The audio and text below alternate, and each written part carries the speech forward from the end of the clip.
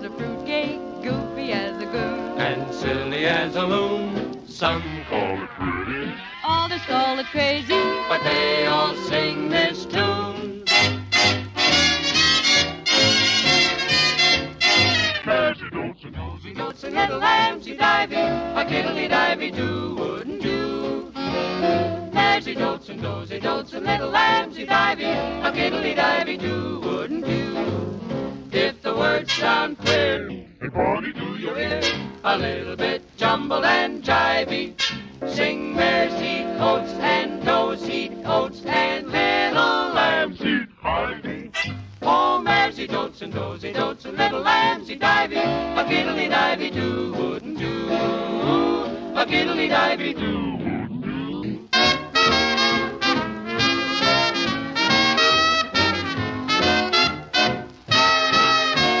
mares eat Dotes and nosy dotes and little Lambsy-divey, a kiddly, divey-doo, wouldn't you? Mares eat dotes and dozy, dotes and little Lambsy-divey, a kiddly, divey-doo. wouldn't you? If the words sound queer, funny to your ear, a little bit mumbled and tumbled and jumbled and jivey, sing mares eat oats, does eat oats, little lambs eat ivy, Mares eat dotes and dozy, dotes and little Lambsy-divey, a kiddly, divey-doo, wouldn't you? a kiddly-divey-doo wouldn't do.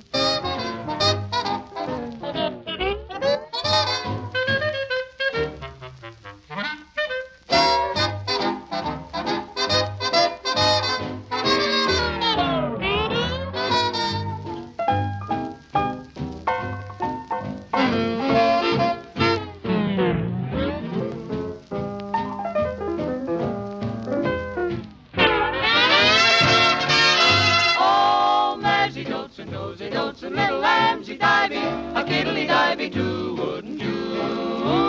A kiddly-divey-doo wouldn't do. A kiddly-divey-doo wouldn't do. A kiddly-divey-doo wouldn't do. A kiddly-divey-doo wouldn't do.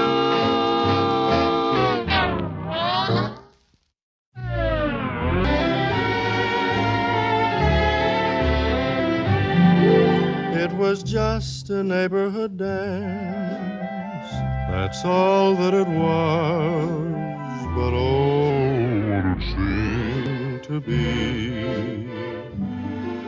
It was like a masquerade ball, with costumes and all, 'cause you were at the dance with me. It was just a ride on a train, that's all that it was. But oh, what it seemed to be. It was like a trip to the stars, to Venus and Mars, 'cause you were on the train with me. And when I kissed you, darling, it was more than just a thrill for me. It was the promise, darling, of the things that fate had willed for me. Now it was just a wedding in June, that's all that it was, but oh, what it seemed to be. It was like a royal affair, with everyone there, 'cause you brought all the world to me.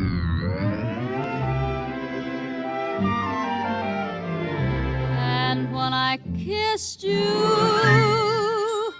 darling, it was more than just a thrill for me. It was a promise, darling, of the things that fate had willed for me.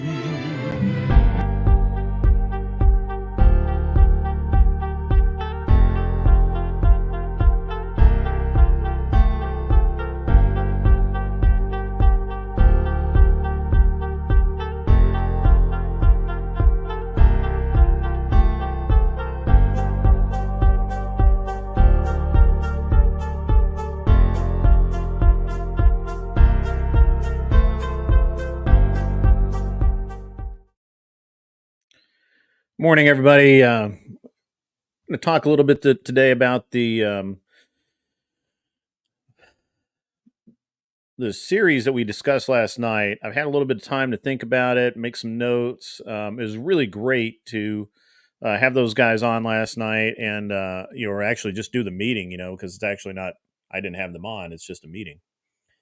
I'm streaming this to both my channel and the Smallbore Group's channel at the same time, so you can watch it in either place. And I'm just going to kind of go over my impressions of the meeting from just having been in it, and some of the things that and I'm probably what I'm going to do is I'll end up being able to express what my initial going into it, what my thoughts were versus what the reality ended up being, and it's interesting to me that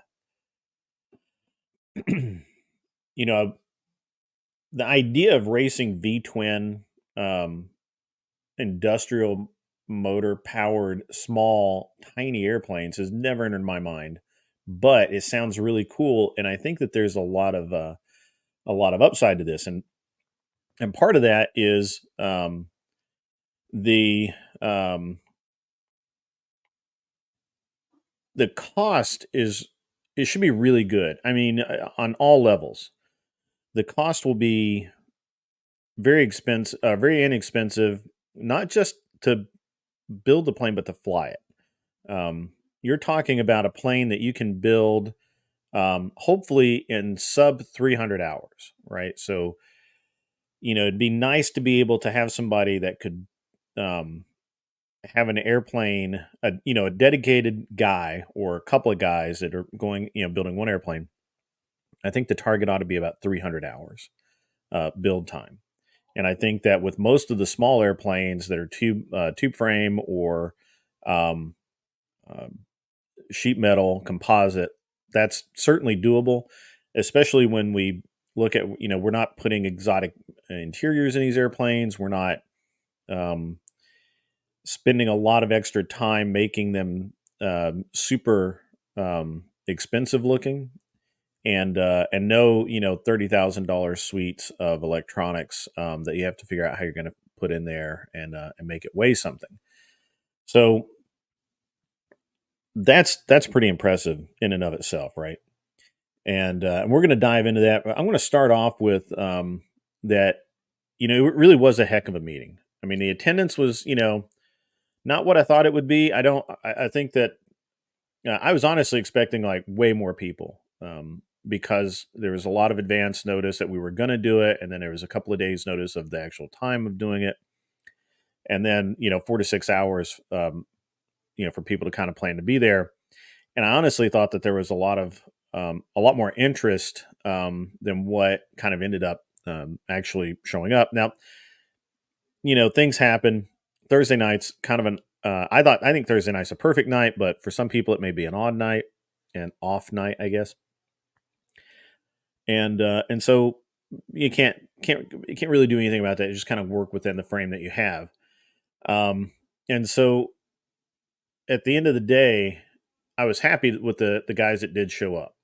The guys that did show up had very good comments.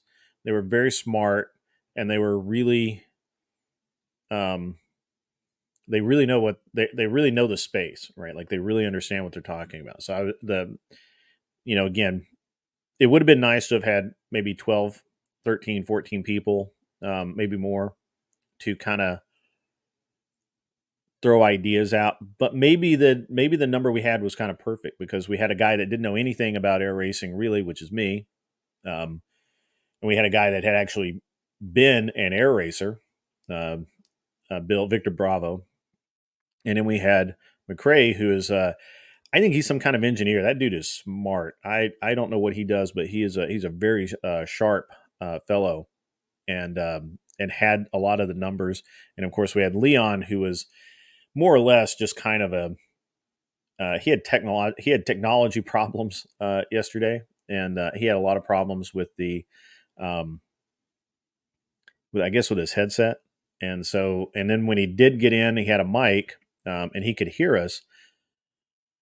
but his mic had a lot of background noise, a lot of feedback, some popping, and or whatever, and so he just he muted his mic and he would communicate via messaging, which was fine, and we were able to. We didn't get all that I felt like we needed to out of Leon. I think Leon has a real, I know that he will probably decline that this is accurate, but I think that he has a lot of really good things to say and a lot of good ideas. And honestly, he and Victor Bravo are really the driving force, I think, behind this um, Formula I package. So, all that said, I was left with kind of the following impressions. I think the engine and airframe packages, honestly, which I thought, if you read it in the forum, you would think that that would be the thing that we're going to take months of arguing to get to, but I don't believe that's the case. I think that the actual case is that um, that stuff's not going to matter at all. I mean, the engine package honestly is super simple. It's super easy to understand. At least initially starting out, there just doesn't need to be a lot of. I don't think the engine package is going to matter, right? Like I don't believe that, at least in the beginning, that you're going to have to police the engine package very much, except to make sure they're safe, obviously. Um, but I don't think that we're going to have quite the problems that I had in mind to start with. Now I could be wrong, and I probably am, but I really feel like that's a space where it's not going to matter. You know what I mean? So, and that kind of brings us to the considered airframes. And I in my mind had maybe a little bit different scenario going on, but I kept my mind really open and I really just more or less listened. And I think Bill, what Victor Bravo had to say is exactly right. Um, I I think the airframe, the format of the actual plane needs to be pretty much wide open. As long as it's a safe airplane and you can demonstrate it's a safe airplane, which we'll get to in a minute. But as long as it's going to be a safe airplane and you feel comfortable flying it and it can physically perform the maneuvers that are required, who cares? There should be a minimum weight so people aren't showing up in 65-pound, sticks with a seat mounted. So there probably needs to be a minimum weight. I'm being facetious there. I know. Um, needs to be a minimum weight and there needs to be a maximum weight. And so if there's any way to kind of if there's any way to kind of make that all work, at least initially, I think it's really good. And I don't see the problem that I had seen before. Before I thought that we needed basically 3 or 4 designs and that would encourage people to build. But the reality is, and listening to the other guys talk about it, a guy can. I think the philosophy of the building of the airplane is different than my typical philosophy because I'm a race car guy, and we build race cars in shops, we build race cars in backyards, we build them in garages, but they're all kind of built the same way. Everybody, within reason. But we're really looking at this as a guy can build it in his barn with a hacksaw and some tin snips and um, and a arbor press, maybe a sheet metal bender, or maybe he goes somewhere and gets a sheet metal bender. I mean, but just a guy can build it in a barn, another guy can build it in a garage, another guy can build it on his carport.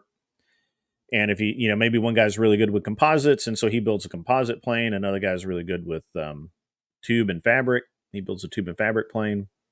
I like it. There's probably going to have to be some wing area calculations made, and smarter people than I am are going to do that. And I think that that's really good. But I'm not. I'm certainly not the guy for that. But I think that that's all good, and I think that that kind of brought us to the considered airframes or airframe types, right? And and there was a little, there's a little bit of this. It's always interesting how people get into the weeds right out of the gate, because what they'll do is they'll say something like, somebody will say something like, well, it's a Moni type short wing airplane. That plane, when they tested it, went so fast, blah blah blah. And somebody will say, well, they never made one, or they only made one and didn't fly that well, or whatever. Well, we're not actually talking about building a Moni short wing airplane, or taking an existing Moni motor glider and cutting the wings down. What we're talking about is that type of construction, that type of airplane, kind of the same size. Personally, having kind of listened and gone back and read through, which I did this morning, I went back and I read through a bunch of the information that I had, that I kind of just skimmed through before. And it's interesting because the Moni's a V-tail, and I think you could build a Moni V-tail, right? But I personally perceive that at least the first few will be Moni-like with T-tail, or a conventional tail, or a V-tail. It's builder's choice, what they feel comfortable with and what they feel like will suit the course that we'll be running on. So, and the same thing said of the quickie, right? Like, we're not going to actually go find a quickie in somebody's hangar somewhere and buy one and bring it out and just race it. Although I think you could do that because it fits the rules, I think it would fit the rules that we come up with. But I don't know that it'd be very competitive, because I think it'd be a little big, may have a little bit too, you're trading drag for wing loading and whatever. But pardon me. Excuse me. I don't know where that came from. So, but maybe it's not a quickie, but maybe it's like a dragonfly, right? Maybe it's a single seat dragonfly that has the shorter front canard and the larger rear wing, and turns a little better, bigger, more effective rudder. I don't know. I'm not an aerodynamicist, but I pictured this as kind of the way that's going to go. The same thing with like a Sonneray or Midget Mustang style airplane. It could be aluminum, could be tube and fabric, or whatever. It could be like a KR1. You could downsize the KR1 a little bit, cut some weight out of it, and it could be composite or wood and aluminum, and just a hodgepodge of materials, whatever you had laying around your farm or shop or your apartment building. And then there's the AR5, which plans don't even exist for, and I think that'd be a great design. As a matter of fact, if I were going to build one, I'd be very torn between a canard configuration and that AR5. That AR5, it's a great looking airplane, and obviously it's super efficient. There are no plans for it that I'm aware of. Maybe there are, and I'm just not in that, and I don't travel in the right circles. But but you could take the pictures of that, and you could sit down and draw it out, do some math, go to, maybe send it to an engineer, say, hey, give me an idea of what's going on, pick a wing profile, whatever. It gives people room to tinker. And generally I'm anti-tinker, because I think tinkerers never actually make anything. It's always something that they're tinkering with. There's no finished product, but maybe this might be a case where I'm absolutely wrong. And I think that, I think that's how that's going to be. So in kind of in closing on that, I think that the engine and airframe rules are going to be the easiest part of the whole thing. Like, without a doubt, it's going to be the easiest portion of it, right? So we'll see. And of course, there will be arguing about rules. There's never any shortage of arguing over rules, but I think we can get there. So that those two things are really good, and all of the discussion around how we might approach this, like, just from a safety point of view, you would need to sandbag the aircraft, document it. And you may have to do it at the event, so that we know that when we let you out on the course, the airplane is going to be safe, and you'd have to have that sandbagged I would say that it could go either way. You could be doing it at the event at the track or airfield, or you could do it at home with someone there, an official of some kind to make sure that that's the actual wing you're using and that whatever. But I think sandbagging the airplanes to prove that they'll take the G load, I like that, and I liked what Victor Bravo had to say about the tech guys that would come and as you're setting up, they're crawling around all of the airplanes, and they're talking, that they talk to the pilot, they talk to the technicians, and they're crawling all through these airplanes and are looking at everything. And if they get um, a hinky feeling where they don't know that airplane, they can't, um, they may feel have a bad feeling about it, that airplane doesn't get to race. And so I really liked what he said about that, because sometimes you just know and sometimes you don't. And so I think the tech inspector portion of it, I really had kind of identified with, and I feel like that's going to be a major component, um, and would have the you would be able to see what that is. So I think that's all that stuff's really good. All and that kind of appeals to me as for my career in racing and some of the organization. I think that everything that was said last night was pretty spot on. And even when we disagreed, we were able to narrow down. So I think that's all good stuff. Um, with the where and the how, there's going to be a lot of discussion. I really liked what Victor Bravo had to say about the smaller airfields that are kind of maybe a little bit more out of the way, that are not able to get FAA approval in the current environment, um, to have an air show, because the other airplanes are the Formula One airplanes are too fast, the sportsman class are too fast, the courses need to be too big, there's a highway in the way, whatever. But these small bore planes that run on a tighter course, the speeds are a little bit, they are slower speeds that were anticipated. Um, it could just be just from a safety perspective. It may just put the airplanes in front of a lot more people that don't get to see something in the same way. And I liked everything he had to say about that. And I'll in the description later, I will put a link back to the original, to the video from last night. And when he gets to, scroll through, and when you get to that part, listen to what he's saying, because it's really important stuff. What he's talking about with the airplanes and the crowds. And of course, from my point of view, um, I would actually prefer them over racetracks. I think that racing airplanes over auto racing racetracks makes a lot of sense. I feel like that if you're going to, you're already out in the middle of nowhere a lot of times, especially with club racing tracks. There are no power lines. There's none of this stuff to have issues with, and I think you could do it pretty well. At the end of the day, if we're gonna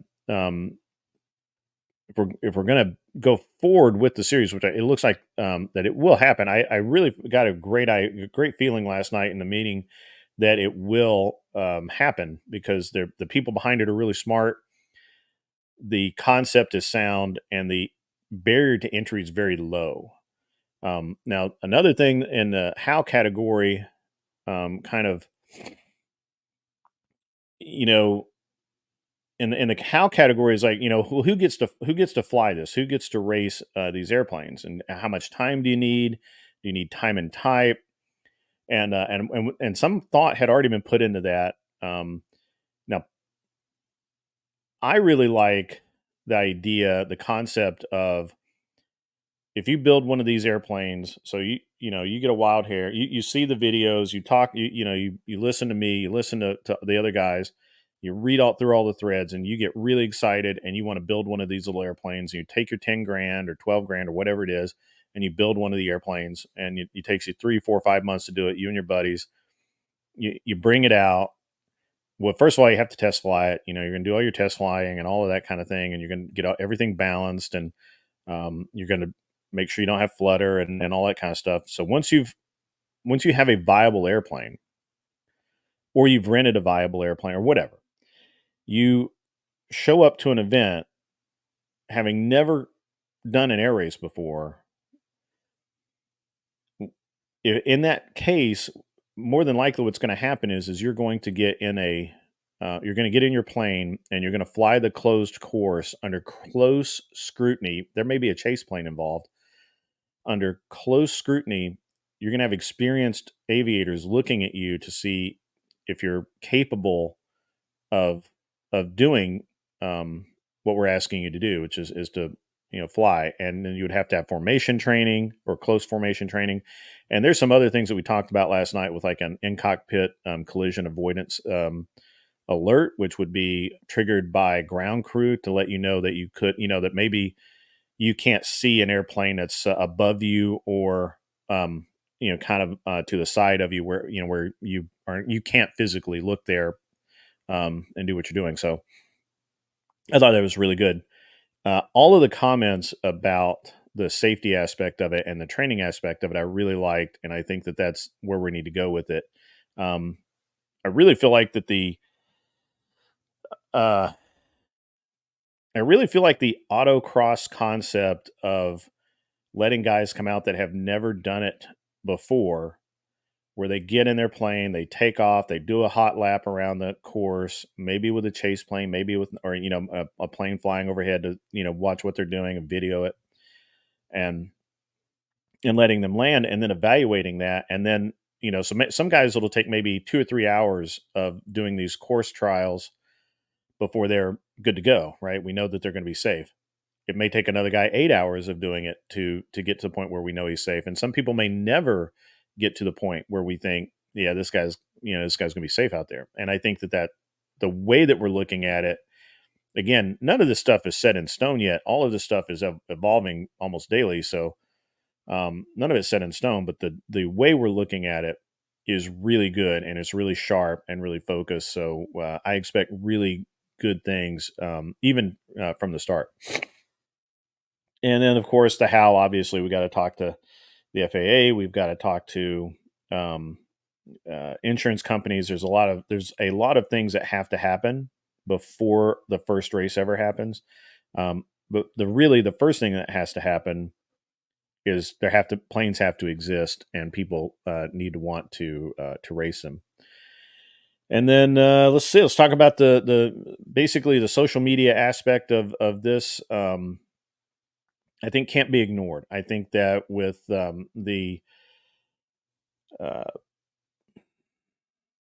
in the modern landscape, the idea that you're going to be able to pay for an air race series with the gate at an air show is ludicrous, unless you're talking about maybe Oshkosh, and even then, I don't know that you can do it.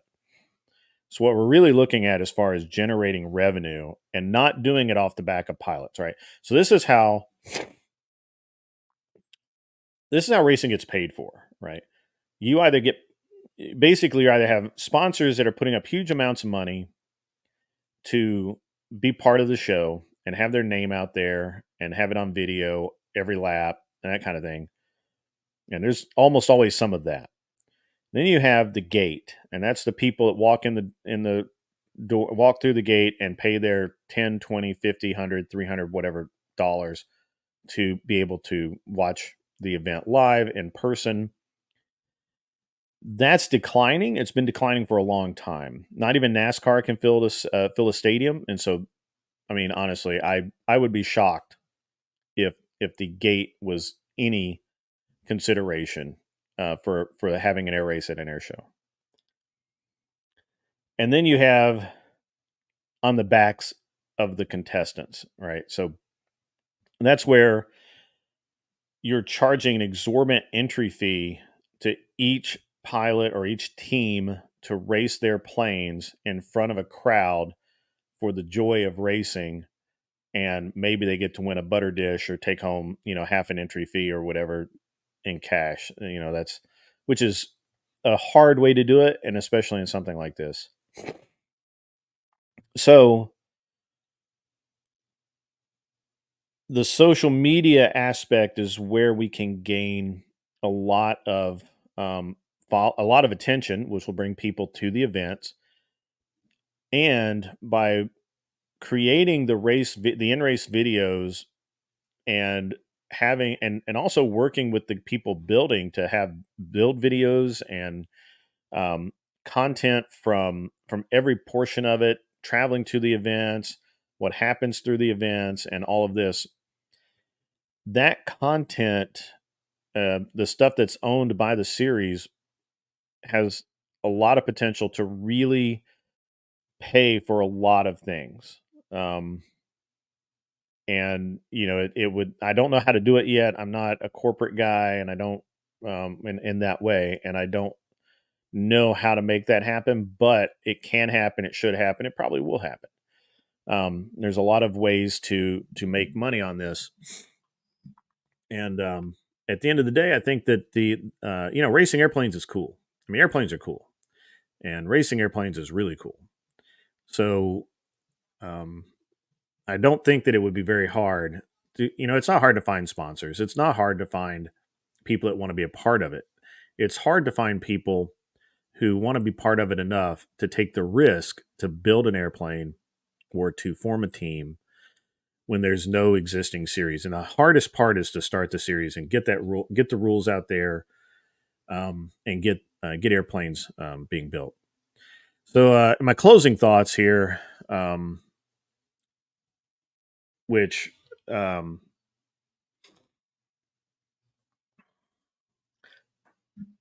my closing thoughts are, I'm really excited about the series, the prospect of it, and being involved in it. I don't know that I would build one of these airplanes. They don't appeal to me. I mean, it's just not. I'm looking at this um, as a methodology to lay the platform to bring back other inexpensive racing like Formula V, or something in between Formula I, the industrial two strokes, and Formula V, or maybe where Formula V kind of should have stayed, and it evolved into other stuff. So to me, this is all very exciting. It tickles my race, bone that I enjoy racing so much, and it makes it's almost as good. And at the end of the day, I think that a lot of people, I know that this video is pretty boring, but a lot of people are going to get really excited about this. I mean, the idea that you can build something that looks like a a race plane in your 1 or 2 car garage, or under a carport, or in a shed. The idea that you can do that and then travel across the country and race it is really cool. It's really, really cool.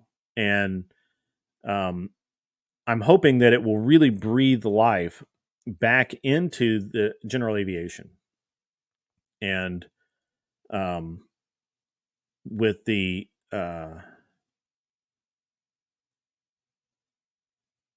look, we all know those pilots that have a 172 or a Cherokee, or an old Beechcraft, that they fly 10 hours a year. It costs a lot. It's 8 gallons an hour at $6 a gallon is what Bill said last night. And you're just, it's not even $100 hamburger anymore. It's a real effort and a lot of expense to go fly. And this could make flying a lot more fun. It really has the potential to reignite the idea of sport flying. I think that sport flying right now is basically dead. I think there's a little bit of it here and there, but it's on life support. And you look at the guys doing the stole drags and all of that, they got really popular, and then what happens is it gets really popular and gets really expensive, and then it declines in popularity because people can't afford it. There was, and people need to be able to afford it, and they need to be able to have fun doing it. And that's kind of where I think this is going to fall, and I'm really excited to be a part of it. And I really, that's just my impressions from last night's meeting.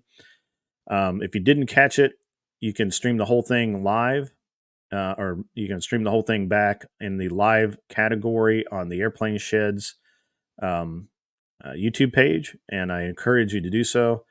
I'm going to go ahead and bow out for the day. This was great. And I may have seemed a little bit discombobulated here and there, but the reality is that every time I talk about this, I refine things a little further, and little things occur to me. So you guys have a great day, and enjoy thinking about airplanes, and let's go play with some airplanes, because airplanes are cool, and it's just the way it is. You guys have a great day.